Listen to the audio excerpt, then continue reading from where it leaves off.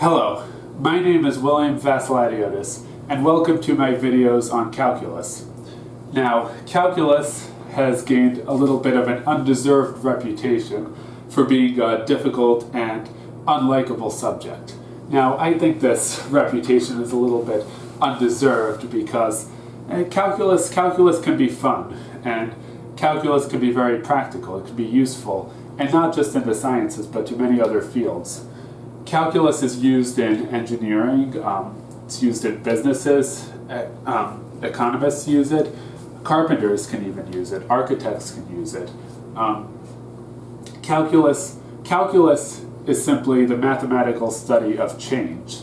And a typical calculus problem, well, not so much in the real world, but on paper, would be something like if I throw a rock into a pond, what is the rate of change of the ripple? Well, I could solve that using related rates, and I will talk about how to do that in a later video. Calculus has a very interesting history. Both Isaac Newton and Gottfried Leibniz were credited with inventing calculus, and during their lives they often debated over which one of them was the true inventor of calculus. And there are a lot of fascinating stories that ensued from that. And you can look that up on your own time. But calculus is very important, and if you have an understanding of pre-calculus, then calculus shouldn't be so difficult for you. Because many times the most difficult part of a calculus problem is simply the pre-calculus that many people might have forgotten, or it's a very cumbersome problem.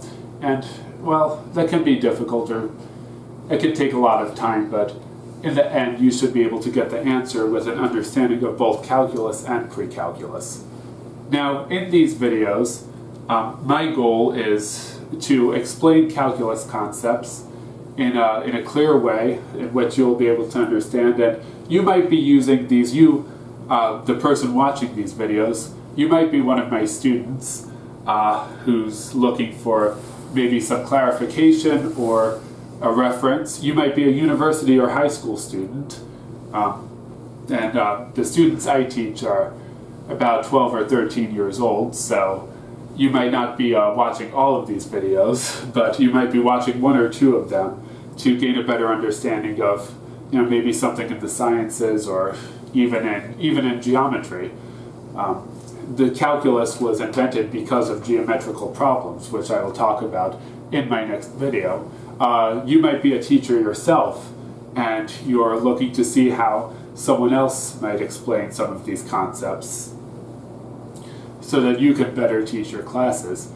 You might be someone who wants to apply calculus to your job, or someone who is just interested, maybe not professionally, but is just curious about calculus, or maybe it's been decades since you've learned calculus in college and you want to review it, because calculus is a subject in which you need to put a lot of practice, continuously put practice and time into to be able to master.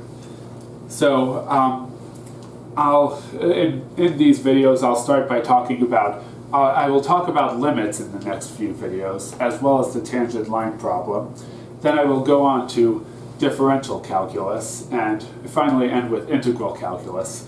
If these videos go well, which I hope that they do, I will continue on and talk about concepts of calculus 2, multivariable calculus, although they'll be under a different playlist in YouTube. But right now I'm going to focus on explaining calculus 1 concepts, and I will try to make it as exciting as possible, because calculus really is exciting, it can be exciting, and there are many profound realizations that come out of calculus. For example, in one of these videos, we will see how a horn, it's called Gabriel's horn, how you could have a horn, you can rotate it to create this horn, and we will see how the volume of this horn could be a finite volume, even though it has an infinite surface area. So calculus can be amazing, it can be profound, and I hope that throughout these videos you will start to realize that too, and well, I can only hope that you come to enjoy calculus as much as I do. Thank you.